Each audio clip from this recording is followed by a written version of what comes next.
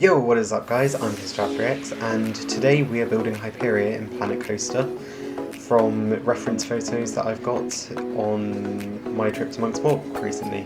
So let's get into building the coaster from the island like no other. Wait, scrap that. The home of Feel Good Thrills. So, as you can see, I started off with the station and I spent like 5 minutes trying to faff around getting it right. Now, I almost forgot the fact that it doesn't straight go into a lift hill, so I then remembered and quickly added this. All of these, well, the majority of this coaster is off of reference photos I took myself on my trip to Monk's Walk on Saturday, Saturday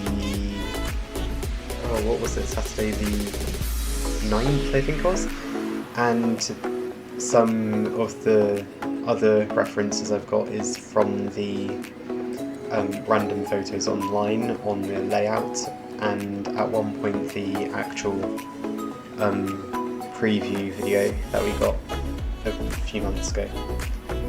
Now, I was spending quite a lot of time playing around with the settings to get this lift hill bit right, so as you can see I got that photo.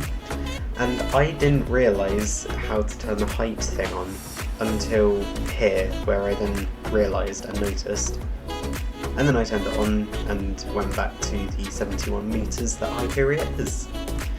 You might know it as 236 feet though, but I'm working in metres, I don't know why, so here we are. I spent here faffing about trying to get the right drop angle because I had gone a bit too far, because if you don't know, it's a section where two bits are together, well kind of together, they come really close to each other.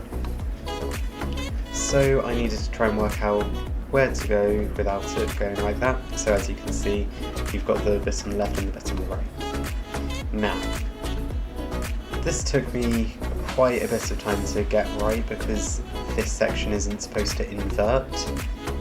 I realised later on I had gone with the wrong bit, I'd done it a bit too close, and I had to look at some reference photos on how to do the out-bank turn, which I call it the M3 fling, after what Digital Dan called it. And I think this photo that I'm about to show you was from just on my walk over to Monk's Walk, so I had parked up in a village somewhere and we walked down. That was a very fun trip.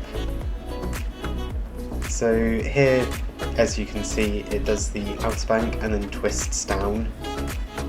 I thought the splashdown bit was here, so I had to quickly check the layout, in which I found it wasn't, and it was at a different angle as well. And that angle was really confusing me, so I had to go to a reference video here, and as you can see it kind of like banks over and then banks round into the inversion, and that's the bit that I could only see from taking photos at one point. And this was the moment that I realised that that section was too far to the lift hill, so I had to move it. Luckily, smoothing exists and all of that jazzy stuff on Planet Coaster, so I just did that later on. This bit I had to work out a lot because I needed to kind of make it overlap each other and get round without smacking into each other or hitting. This bit I was doing the splashdown. Speaking of the splashdown, I'm a bit disappointed, as many people are, about the splashdown plaza not being implemented anymore. If you haven't heard, they've decided to scrap the idea. It's a bit of a shame, but it is what it is, I guess. We can still get many epic views of Hyperia from around the park, and on the exit, actually. So this bit I also have another reference photo of just the brake run, the magnetic brakes.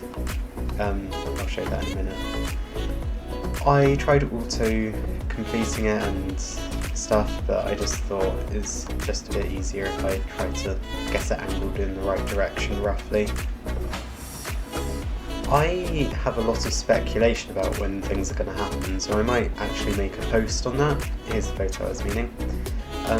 On like when the opening day is, when they're going to start testing and all of that kind of thing.